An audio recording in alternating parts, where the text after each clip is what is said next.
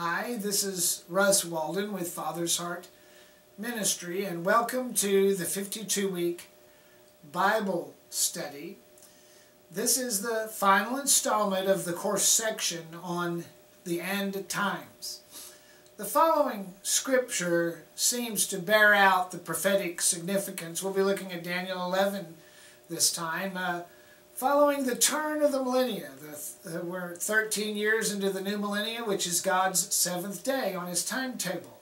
Hosea 6, 1 through 3 says, "Let us return to the Lord, for he hath torn, and he will heal us. He hath smitten, and he will bind us up. After 2 days he will revive us, and in the third day he will raise us up, and we shall live in his sight. Then shall we know, if we follow on to know, his going forth is prepared as the morning, and he will come unto us as the rain, as the latter and the former rain upon the earth." Now, how does that speak to us today? Peter said in 2 Peter 3:8, "Beloved, be not ignorant of this one thing, that one day with the Lord is as 1,000 years, and 1,000 years as one day." If the 2,000-year days are reckoned from the death, burial, and resurrection of Jesus, then we've already experienced the first 2 days already, which is the beginning of God's seventh day from creation. The church was torn and smitten in the first 1,000-year period of the church. It landed, the first 1,000 years landed it squarely in the Dark Ages, an almost total apostasy of Christianity. But in the second 1,000-year day, after 1000 AD, the reformers gained power, and every aspect of church life was transformed in and out of the historic church. So it bears out what Hosea 6 said if you calculate from the resurrection.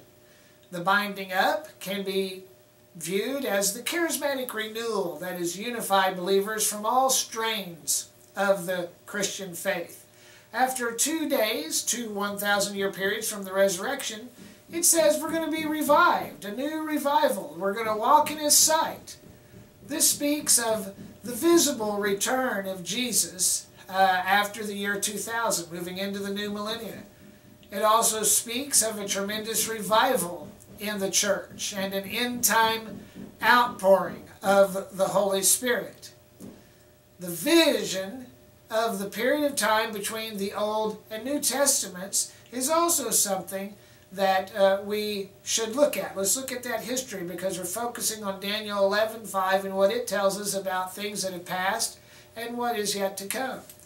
Daniel 11:5 says it addresses events that took place in the period of silence between the Old and New Testaments, the 400 silent years we call that. Daniel's final visions in chapter 11 largely deal with events that have already come to pass. These verses in chapter 11 and even through chapter 12, well, the latter verses of 11 and the beginning of 12 deal with future events. The past prophecies that have come to pass are included here as an example of the stunning accuracy of Bible prophecy. As surely as these words have come to pass that Daniel's already prophesied, even so will the remaining things that Daniel's spoken of that we can't fit in past events, they must be future, they will also come to pass. Now let's just look at this in Daniel 11, verse 2. "Now I will show you the truth. Behold, there will stand up," the angel speaking, "behold, there will stand up yet 3 kings in Persia, and the fourth shall be far richer than they all. And by his strength and through his riches he will stir up all against the realm of Grecia." Now, the 3 kings that ruled after Darius, who was in power at Daniel's time, were Cyrus Cambyses, Darius Hystaspes, and Xerxes. Xerxes invaded Greece, just like Daniel was told by the angel. He stirred up all of his realm against Greece, and consequently he was defeated at Salamis. Let's look at verse 3. See how accurate that is?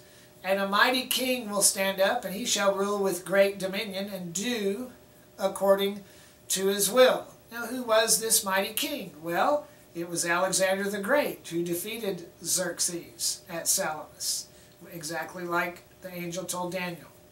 He established his dominion in Greece, Asia Minor, Syria, and Egypt. Now, what happened after Alexander? Well, Daniel 11:4 says, when he shall stand up, Alexander the Great, his kingdom shall be broken and will be divided toward the four winds of heaven, and not to his posterity according to his dominion which he ruled. For his kingdom shall be plucked up, even for others besides those. So we see something unusual happening with Alexander, but Daniel saw by the words of the angel exactly what actually happened. In fact, it's so accurate that skeptics say it's proof that the Bible was, this book of the Bible was written later after Alexander. Alexander was cut down in his prime. Because he left no heir, his kingdom was divided between four of his military leaders, just like the angel told Daniel. And all the skeptics says, see, that couldn't possibly be true, it's too accurate. They deny the prophetic because it's accurate. Daniel 11:5, it says, the king of the south shall be strong, and one of his princes, and he shall be strong above him, and have dominion. His dominion shall be a great dominion. So among these four generals that Alexander's kingdom was turned over, there was one of those four that became superior than the others. One of those was the man Ptolemy. He was given Egypt. He became the king of the south. Seleucus Nicator was one of Ptolemy's princes or subordinates, and he took rule of the north, and he named it Seleucia. Now, that's exactly what the angel told Daniel what would happen. A subordinate became more superior than the others. Daniel 11:6, and in the end of years they'll join themselves together, for the king's daughter of the south, Cleopatra, shall come to the king of the north and make agreement, but she shall not retain the power of the arm. That totally fits what happened with Cleopatra, with the general Mark Antony after Caesar's death. It says, neither shall he stand, which Caesar did not, but she shall be given up, and they that brought her, and he that begat her, and he that strengthened her, which was Mark Antony. And so it's just so accurate, and all the skeptics say it can't possibly be so, but it is exactly what the angel told Daniel. You can also see that there was a marriage between Ptolemy and the second, his daughter Bernice, and Antiochus the second, successor to the Seleucian crown. But he was also murdered. So it's like a double fulfillment. A fulfillment in Cleopatra, Mark Antony, and Caesar, but a fulfillment also here with Bernice. Lucia, who was installed, her son Antiochus III on the throne, she then had Bernice murdered. So all of these things were played out exactly like Daniel received from the angel. Verse 7, out of the branch of her roots shall one stand up in his estate, which shall come with an army, and shall enter into the fortress of the king of the north, and shall deal against them, and shall prevail. So the angel's telling Daniel about all these intrigues between the four kingdoms raised up by the four generals who inherited Alexander's rule. Doesn't mean a lot to us now, but it shows the accuracy of the prophetic. Bernice's brother was the Egyptian king Ptolemy III. In revenge for his sister's death, he invaded Seleucia, and he took much spoil, exactly like the angel told Daniel. Daniel 11:8-9, and he will carry away captives into Egypt, with their gods, with their princes, with their precious vessels of silver and of gold, and he shall continue more years than the king of the north. So he's going to outlive, verse 9. So the angel tells him this, what actually happened. Well, it says this king of the south will come down against his kingdom and shall return, but shall return into his own land. So it describes this upheaval, this ongoing upheaval. Antiochus III, he invaded Egypt, but he was defeated. Just totally fitting what the angel told Daniel.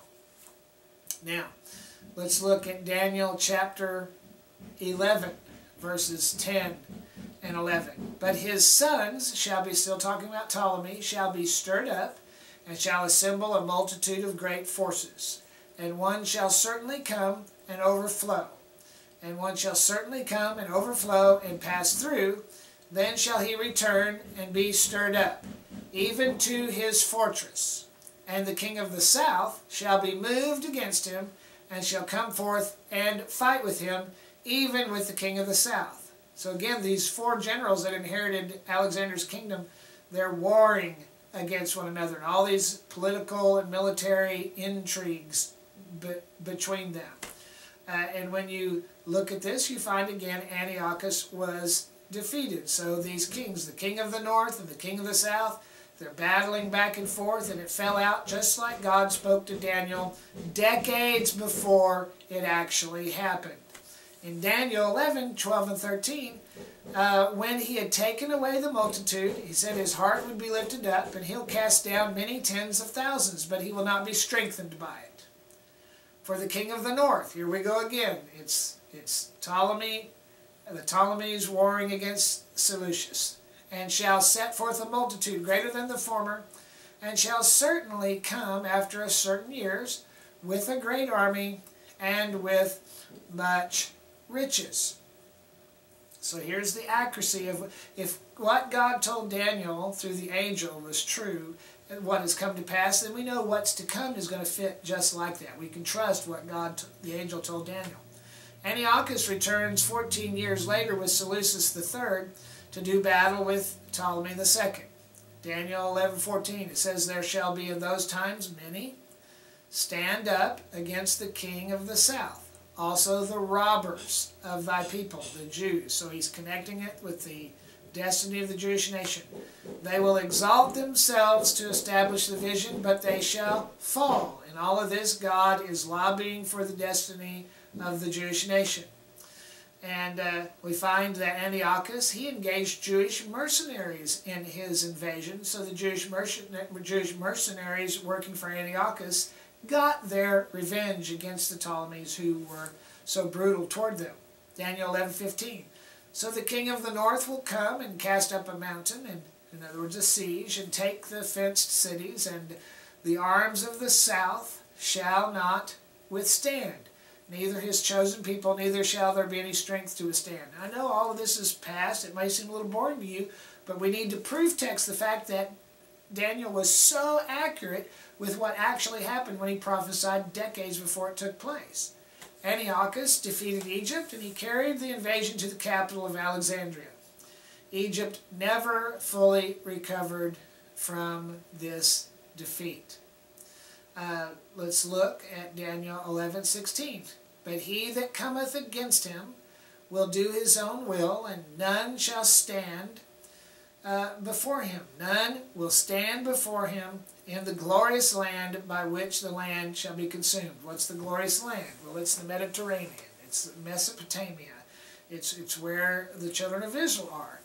So as a result of this victory, Antiochus III gains a footing in Palestine, connecting him with the destiny of the Jewish nation, dividing Ptolemaic possessions with the king of Macedonia. In all of this, God is moving in the interests of the seed of Abraham.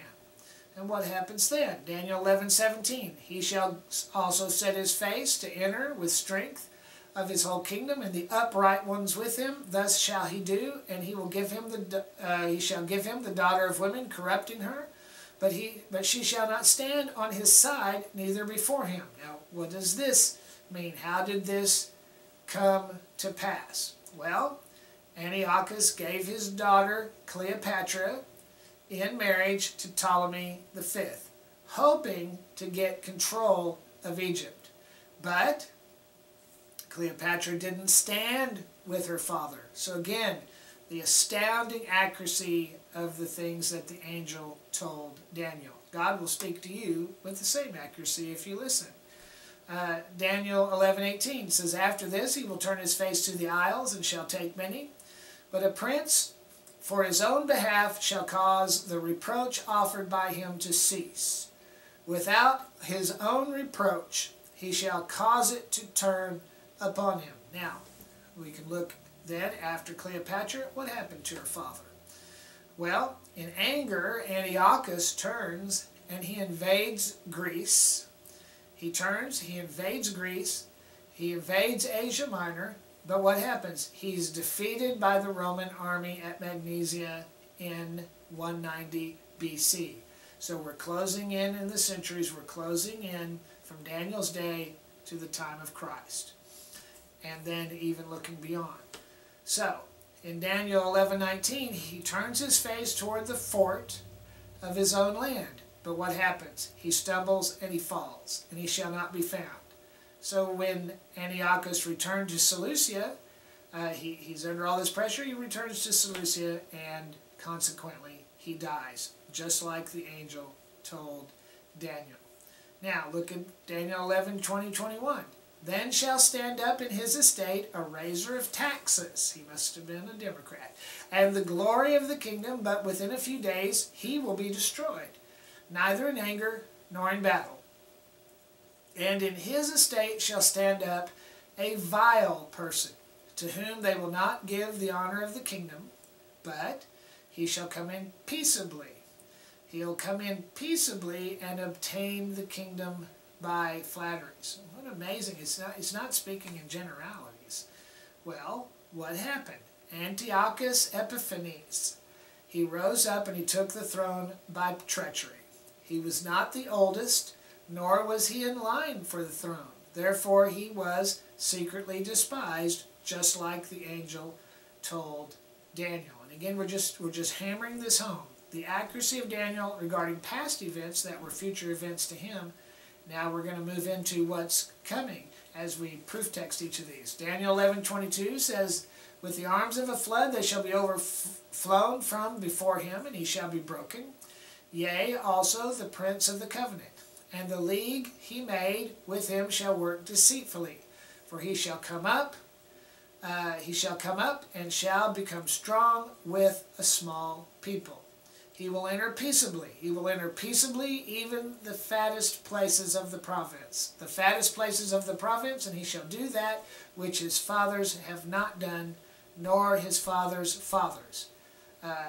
He shall scatter among the prey, and the spoil, and the riches. Yea, and he will forecast his devices against the strongholds, even for a time. And again, this is Antiochus Epiphanes. He shall stir up his power. He's a type of the Antichrist. He shall stir up his power and his courage against the king of the south with a great army. And the king of the south shall be stirred up to battle with a very great and a mighty army. But he's not going to stand. They shall forecast devices against him. So it's a long extract of information. Let's look at history and see what actually took place. Antiochus Epiphanes overthrew Egypt by force and by treachery, just like the angel told Daniel, like Daniel saw in his dream and saw in his visions. Daniel 11:26. Yea, they that feed the portion of his meat shall destroy him, and his army shall overthrow, and many shall fall down slain. So, Ptolemy the sixth was betrayed to Antiochus Epiphanes by his own subjects. So there was treason between, and again, this is all the warring of the king of the south with the king of the north, with Palestine in the middle. Daniel 11:27. He said, both the king of the south, the king of the north, these kings' hearts shall be to do mischief. They shall speak lies at one table, but it shall not prosper, for the end shall yet be at the time appointed. So you notice he's kind of pointing at a gap time. He's pointing at an intervening period of time, and it's suggesting and implying the coming of the Messiah and then the church age. So these kings, coming up in the last 200 years, under the guise of friendship, these kings continue to vie with each other in the 2 centuries before Jesus is born in Bethlehem of Galilee. So Then shall he return to his land with great riches, and his heart shall be against the holy covenant. And again, God's showing, and he's looking out for his people. He's going to do exploits, and he's going to return into his own land. Who are we talking about? Antiochus.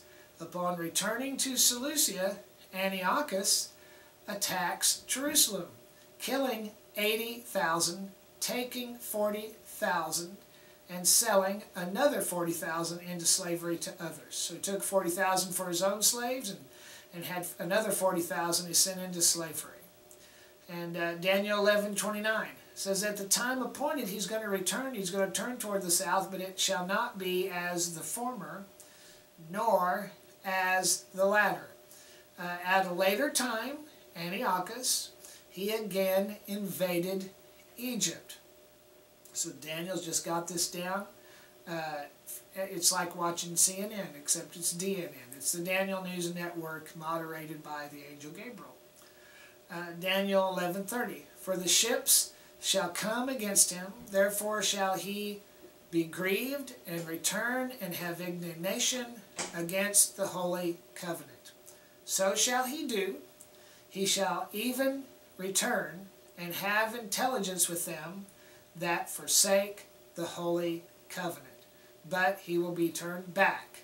He was turned back by the Roman naval fleet, who sided with Ptolemy the Sixth. And these are all things that are more well known. We don't know so much about the Persians, the Medes, but we do know a little bit about Roman history because it touches on the development of the West as it came to be.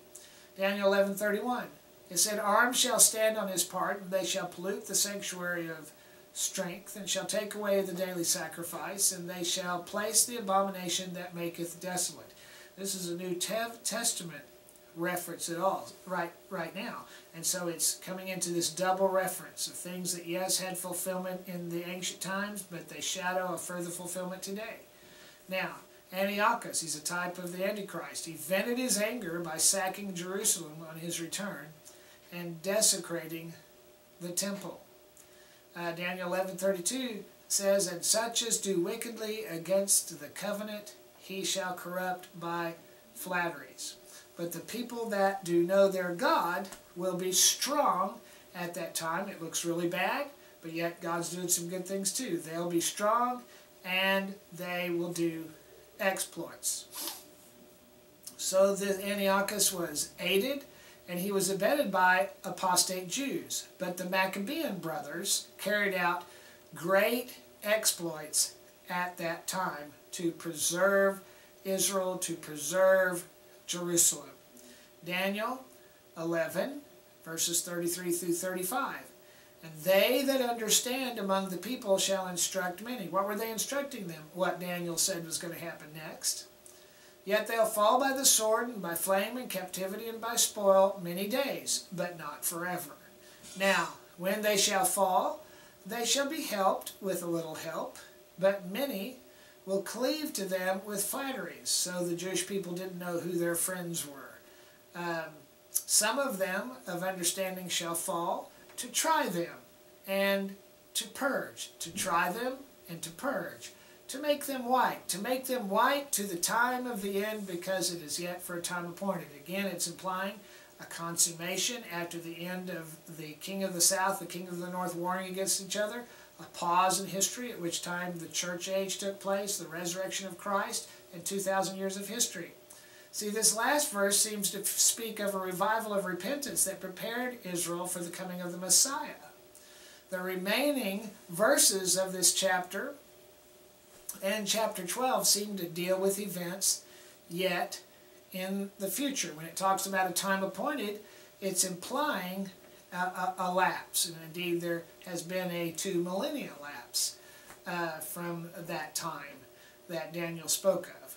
The difficult thing in this unfolding of prophesied events that are now past is in finding that break-off point where past history concludes in the prophetic account and a future history remains yet to unfold. But these verses here, however, seem to indicate a break-off point with the mention of the appointed time. The appointed time is a catchphrase in the scriptures for the end times. Now, the northern king in the appointed time. Who is that? Let's talk about the coming of the Antichrist. We'll call him the defeated one. Daniel chapter 11, verse 36. This is a king who shall do according to his will.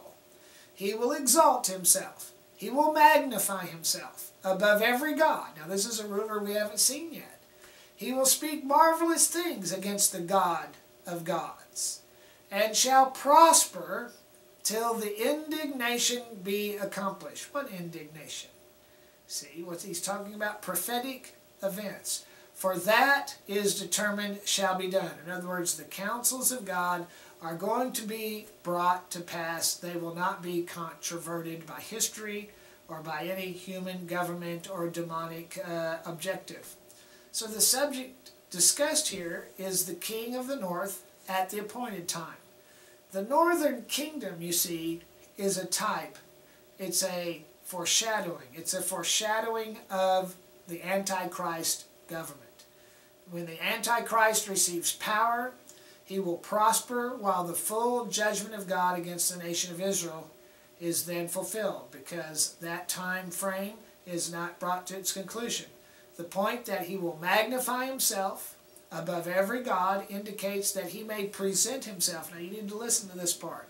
He may present himself as the prophet of a hybrid religion embracing Christianity, Islam, and Judaism combined. We see a proto-version of that in the Chrislam religion of Islam and Christianity that's prevalent today. Verse 37, neither shall he regard the God of his fathers, nor the desire of women, nor regard any God, for he shall magnify himself above all. So, whatever the background of this person who is the candidate for becoming the Antichrist, he's not going to have regard for any religion. Religion is a means to an end for him, because he's going to see himself as a messianic figure. Daniel 11:38 says, but in his estate shall he honor the God of forces. Isn't that interesting? Some say the God of armies. And a God whom his fathers knew not will he honor with gold and with silver and with precious stones and pleasant things. In other words, he reinvents religion in order to blur the lines between Islam, Christianity, and Judaism, bringing a false peace. His religion is going to be power-centered, and it's going to involve a message focused on materiality, focused upon hedonism, focused upon, what's in it for me. Daniel 11:39 says he's going to do these things in the most strongholds with a strange God, and he's going to acknowledge and he's going to increase with glory. He's going to have some glory. He's going to be spiritual but not godly. And he's going to rule over many, and he's going to divide the land for gain. In other words, he's going to redraw, like the Soviet Union, the borders were redrawn. He's going to redraw national boundaries. He's going to become an evangelist for his new religion with him as the Messiah. And with great aggression, he's going to incorporate existing economic, religious, and military structures into his organization and his philosophy.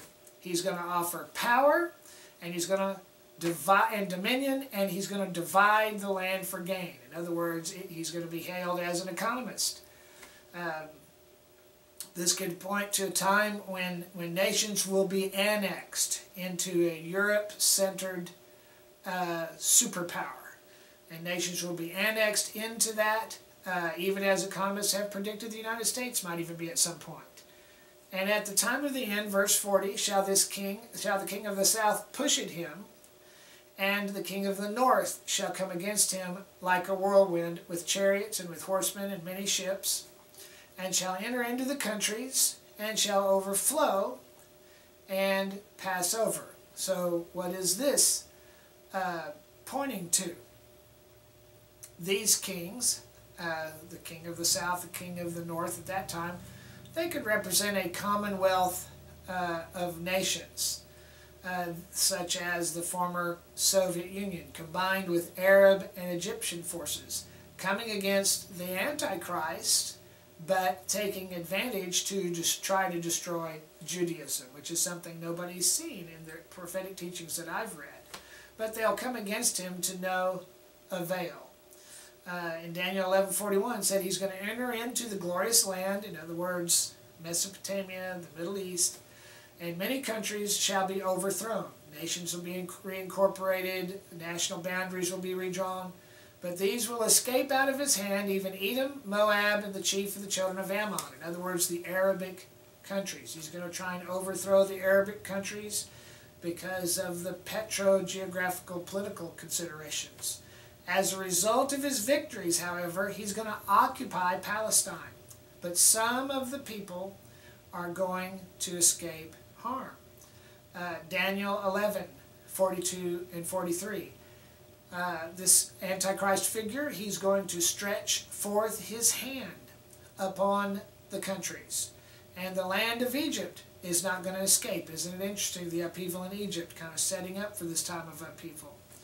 But he will have power over treasuries of gold and of silver, in other words, economic clout, and over the precious things of Egypt and the Libyans and the Ethiopians. Those nations are ripe to be taken over by a strong leader, in Syria as well. So these nations are going to be at his side, and he's going to amass a great economic power base because they're wore out. They're looking for answers. Christian nations are wore out. Islamic nations are wore out.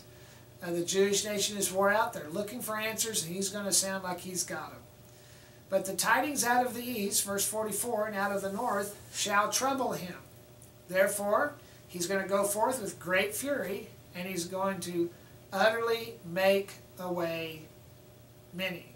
Now, this could point again to Russia and also to China, that will bring military forces against him, and even North Korea. And as a result, he forgoes economic pressure in favor of an outright military assault that he requires all of his minion states to fund and to man and to bring their forces on board to fight his battle for him. Verse 45, and he's going to plant the tabernacles of his palace between the seas of the glorious and holy mountain. Isn't that interesting? Yet he's going to come to his end, and none shall help him. So no matter what he thinks he's getting away with, at the end God brings him to his destruction. How does that happen?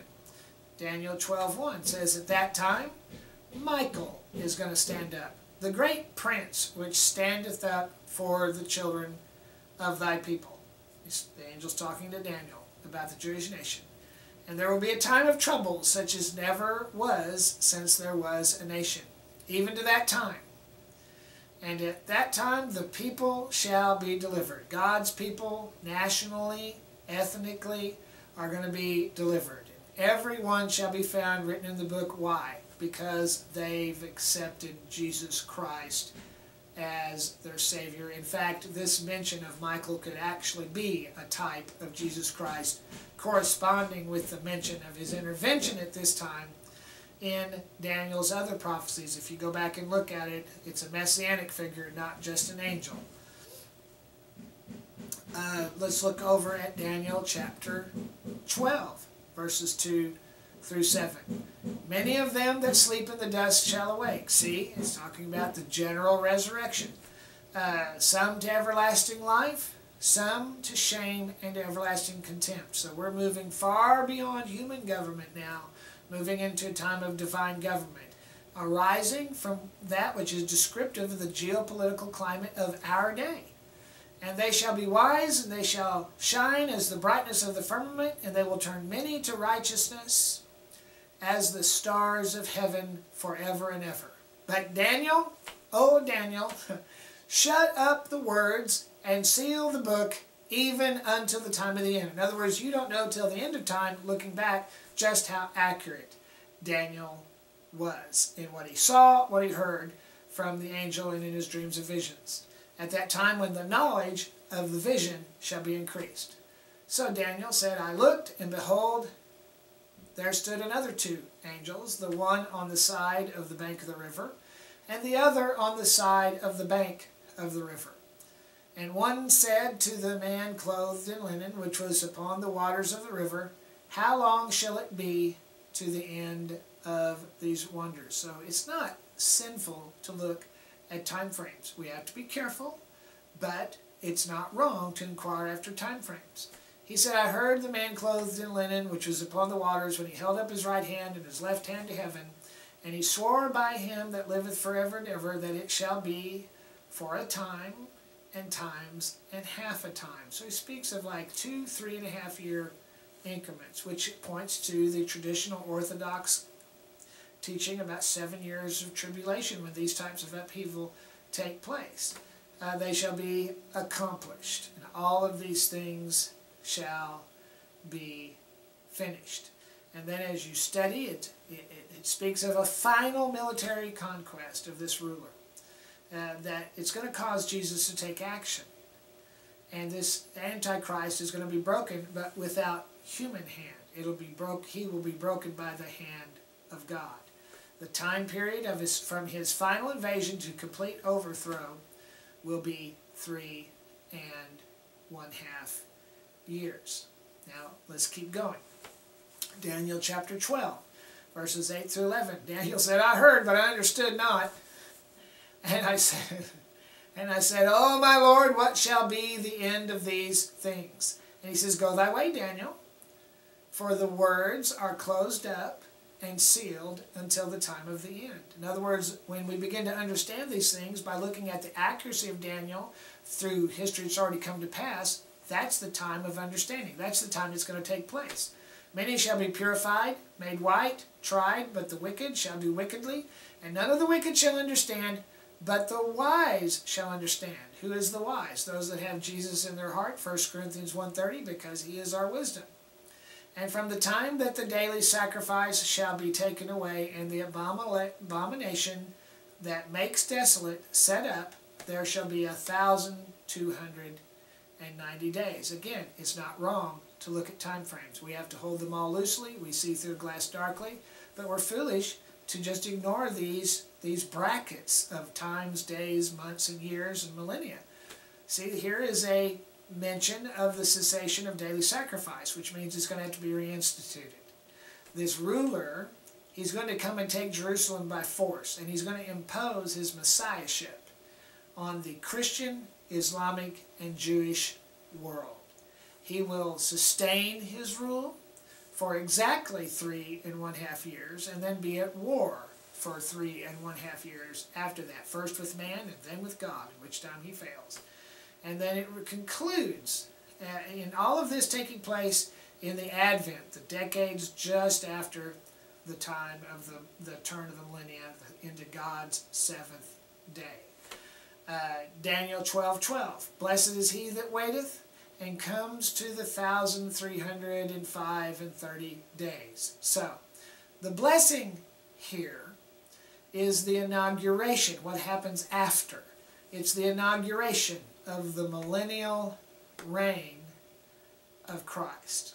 Let's look at verse 13 of Daniel chapter 12. And again he tells Daniel, Go your way, Daniel, till the end be. For you will rest, and you will stand in your lot at the end of the day. So Daniel's coming back. Daniel's going to get to see this, but he's going to see it from heaven. So, as stated before, this interpretation of these events, it's highly subjective. It can be totally skewed from the perfect meaning of these verses, but look how accurately and simply Daniel came to pass regarding past human events and historical governmental events. See, at this time, from my perspective, these are the events that suggest themselves, comparing prophetic predictions and time spans with current events. All of these things, yes, they have to be held loosely. We don't need to wade out into the book of Daniel and Revelation and never come back. But yet we don't need to take them lightly either. While the specifics may change, the general understanding that we're living in the last days and can very possibly live to witness these cataclysmic events is undeniable, and isn't it exciting? We're not going to be left out. It said the time that Daniel, the perspective on Daniel begins to be clear because of his accuracy of past events, that's the time that the end events are going to happen. So let's be ready and watchful. And let's fall out in the scheme of things in cooperation with the kingdom of God and not be deceived or misled by forces contrary to God's purpose, economic, military, religious, because the end of it all is the establishment of the kingdom in righteousness and grace for eternity. And that's our portion. And that's what God has. I'm not worried about these things happening. I'm not fearful. I'm excited. And you should be too, because of the good things that they portend for the people of God. He will take care of us. He will get us through it and bring us into our fair haven as we participate in the end of human government and history as we know it, and move in to the government of God established visibly here on the earth. Well, that's the end of our 6 sessions of the 52-week baseline course of talking about the end times. We focused on Daniel, and what we did is we didn't look at what anybody else was saying. We took the book of Daniel and a history of the world, and we compared it, we overlaid it, and so we could dismiss things that had already happened and move into things that doesn't seem yet to happen. And it points to a man who, most significantly, he's going to blend Christianity, Islam, and Judaism in order to get cooperation to have the temple rebuilt. And when the temple is rebuilt, it's going to begin an upheaval because he's going to declare himself Messiah. When he declares himself Messiah, Islam and Christianity aren't going to have a problem with that, but the Jews are going to rise up. And when they rise up, God's going to rise up with them. And then there will be the end of 3.5 years and the beginning of 3.5 years of turbulence. At the end of that time, that human government comes to its conclusion and the government of God is established. Isn't that exciting? So we'll begin lesson 46, talking about the overcomer next week. And if you'd like to have this course in paperback, you can get it from Amazon. Just do a search on the 52-week baseline, the 52-week baseline course, and you'll find it. God bless you. Looking forward to next week.